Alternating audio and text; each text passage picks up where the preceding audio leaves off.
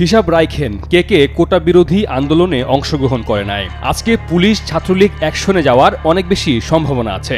কোটা থাকবে নাকি থাকবে না সেটা আজকেই নির্ধারণ হবে। যদি না আসেন তাহলে সেটা বেইমানি হবে। আজকে পুরো ঢাকা অচল করে দিতে হবে, এমন অসংখ্য উস্কানিমূলক মন্তব্য রয়েছে কোটা পুনর্বহাল করা চলবে না নামক এক ফেসবুক গ্রুপে, যার সদস্য সংখ্যা 1 লাখেরও বেশি। আদালতের নির্দেশনায় কোটা বহাল রাখার আদেশ স্থগিত করা হলেও রাজধানী ঢাকাসহ সারা দেশে সাধারণ শিক্ষার্থীদের এভাবে হুমকি প্রদান করা হচ্ছে আন্দোলনে অংশগ্রহণের জন্য। সংশ্লিষ্টরা মনে করছেন 2018 সালে কোটা বিরোধী আন্দোলনে নেতৃত্ব দিয়ে কিছু ব্যক্তি যে রাজনৈতিক ফায়দা হাসিল করেছেন, দাবির সঙ্গে সংহতি প্রকাশ করে সরকার আইনি লড়াই চালিয়ে যাবার পরও এবারও একইভাবে আন্দোলন চালিয়ে যেতে ইন্ধন দিয়ে যাচ্ছে একটি গোষ্ঠী। কোটা নিয়ে আদালতের রায়ের বিরুদ্ধে আন্দোলনের আগে থেকেই লড়াইয়ে রয়েছে রাষ্ট্রপক্ষ। আন্দোলনকালীন সময়ে আইনি প্রক্রিয়া, আদালতের রায়ের বিরুদ্ধে লড়াই চালিয়ে যাচ্ছেন রাষ্ট্রপক্ষের আইনজীবী অ্যাটর্নি জেনারেল। সর্বশেষ আদালতের রায়ে কোটা বাতিলের আদেশ স্থগিত করা হলেও রাজপথে আন্দোলন চালিয়ে যাওয়ার যৌক্তিক কোনো ব্যাখ্যা খুঁজে পাচ্ছেন না কেউ। উল্টো আন্দোলনের কারণে তৈরি হওয়া জনদুর্ভোগ এবং সেই জনদুর্ভোগ লাঘবের জন্য কোনো ব্যবস্থা তৈরির বিষয়টি নিয়েও ভাবছে না আন্দোলনকারীরা। তারা উল্টো জনদুর্ভোগ নিয়ে প্রতিবেদন করায় বিভিন্ন গণমাধ্যমের বিরুদ্ধে কথা বলছে। এর মধ্যে গণমাধ্যম কর্মীদের উপর আক্রমণের কথা ছড়ানো হচ্ছে সামাজিক যোগাযোগ মাধ্যমে, যার ফল হিসেবে শাহবাগে এক গণমাধ্যম কর্মীকে মারধর করে অবরোধকারীদের একটি অংশ। এদিকে কোটা বিরোধী আন্দোলনে পূর্ণ সমর্থন জানিয়েছে বিএনপির ছাত্র সংগঠন জাতীয়তাবাদী ছাত্রদল। কিছুদিন আগেই সংগঠনটির 260 সদস্যের আংশিক পূর্ণাঙ্গ কমিটি প্রকাশিত হয়। অভিযোগ রয়েছে আদম ব্যাপারী, তরকারি ব্যবসায়ীদের নিয়ে ছাত্রদলের কমিটি গঠন হয়েছে। বিষয়টি নিয়ে ছাত্রদলের এক অংশ প্রতিবাদও জানিয়েছে।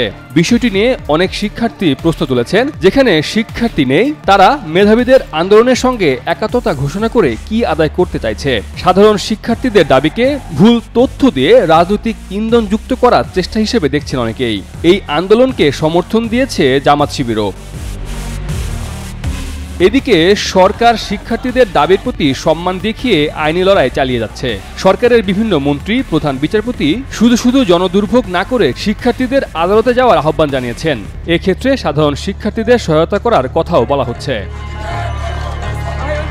সরকার আন্দোলনকারীদের সঙ্গে সাংঘর্ষিক কোনো অবস্থানেই যায়নি। শুরু থেকেই আইনি লড়াই আছে আদালতের সঙ্গে। আদালত বনাম সরকার এই মামলা চলছে। যেখানে আন্দোলনকারীদের দাবি পুনঃপ্রতিষ্ঠায় সরকার লড়াই চালিয়ে যাচ্ছে, তাহলে কেন সরকার বিরোধী বক্তব্য এবং কোটা পুনর্বহালের জন্য সরকারকে দায়ী করা হচ্ছে? আদালতের সর্বশেষ রায়ের পর অবরোধ চালিয়ে যাওয়াকে রাজনৈতিক উদ্দেশ্য প্রণোদিত বলছেন অনেকেই। 2018 সালে ছাত্র পরিষদের ব্যানারে কোটা বিরোধী আন্দোলন হয়। এই আন্দোলনের নেতৃত্বে ছিলেন ভিপি নূর রাশেদ সহ আরো বেশ কয়েকজন, কিন্তু পরবর্তীতে তারা কেউই প্রিলি পাস করতে পারেননি। উল্টো কোটা বিরোধী আন্দোলনের নেতা পরিচয় ব্যবহার করে ডাকসু ভিপি হন নূর। পরবর্তীতে রাজনৈতিক দল গঠন করেন নূর রাশেদরা।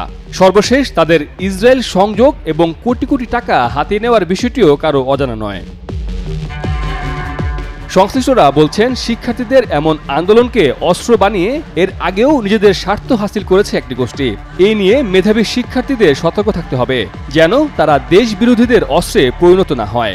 এই আন্দোলনের নেপথ্যে বেশ কিছু ছাত্র সংগঠন ও ছাত্র নেতারা ইন্ধন জুগিয়ে যাচ্ছে পূর্বের ন্যায়। সে বিষয়ে ইতিমধ্যে গণমাধ্যমে প্রতিবেদনও প্রকাশ করা হয়েছে।